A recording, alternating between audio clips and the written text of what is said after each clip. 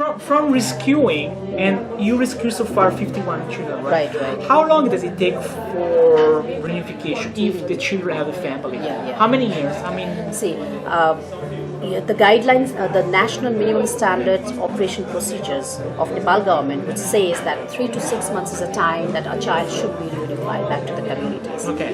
But we have to deal case by case.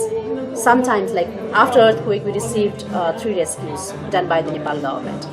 In those 3 rescues, each rescue was very different, and in one rescue there were 10 children.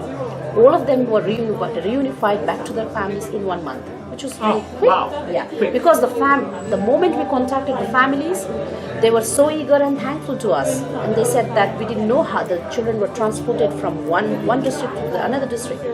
So that rescue took just 1 month, but in case of another rescue, it took us 6 months. Oh, wow. So it depends, because we need to ready the family. We cannot just repatriate the children. Yeah, exactly. We have to prepare the families and also prepare the Yeah. child. And how you support the family? I mean, you Yes, support yeah. financially. How do you ensure See, smooth reintegration? Yes. See, family assessment. When our reintegration team is on ground doing family tracing, that is the time when the family is traced. The most important job is to do the family assessment.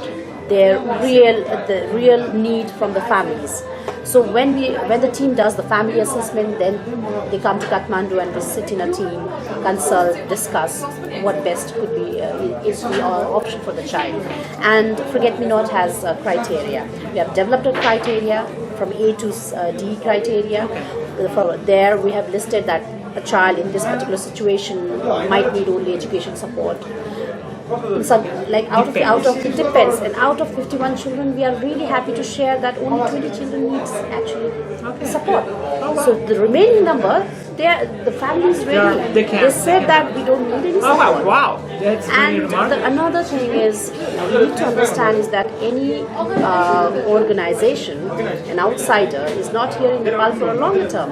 We are currently here for 5 years project, and ultimately we need to help build the linkages and access of these families to the government schemes. For example, one child who was in foster care, we were able to provide her educational scholarship because she was a Dalit child, meaning she's from low caste of Nepal.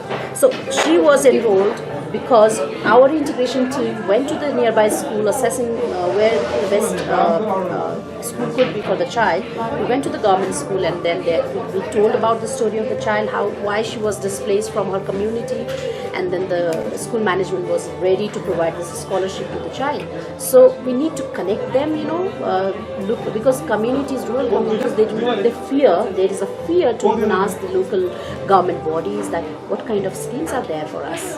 They hardly go and ask. So it becomes our role also to actually educate, empower the rural communities that they are confident enough to go and knock the doors of the government authorities.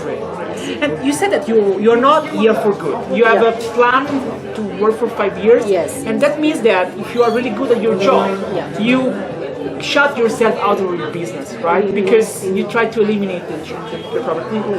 How long do you think will take to solve the issues of child abuse or these fake orphanages and have a strong social protection system in the country? So it's a very difficult question.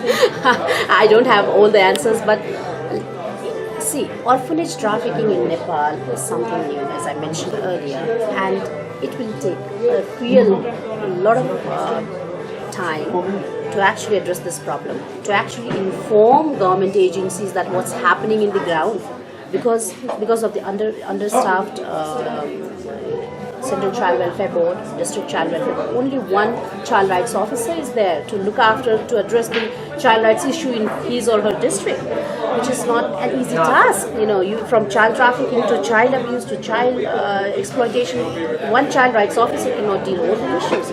So regarding child protection in Nepal and this problem, addressing this problem, it will take years. Because the Central Child Welfare Board and the district child welfare board, they have to go and monitor the children's home in their district and at the central level. But they are not able to do it efficiently because of the lack of human resource, firstly, and secondly, because of the lack of funding. I looked into the National Action Plan of my country, and I was really, it was sad for me to see the budget funding for child protection was minimal. Really minimal. Very high for education, of course, Yeah. which is good, but still, a lot of awareness and evidence-based information we need to provide it to the government so that we can push them to allocate more funding for child protection issues in Nepal. All right. Okay, great. So it seems that there's a lot of stuff to be done. So Yeah. congratulations to Thank you. for But getting let me in tell now. you, we are not Yes. here just for 5 years. We have to go more beyond that. Yeah, we will be definitely there for a long time Great. in Nepal. So we wish you best of luck you. and congratulations for your work. Thank you so much so for much. being on the show.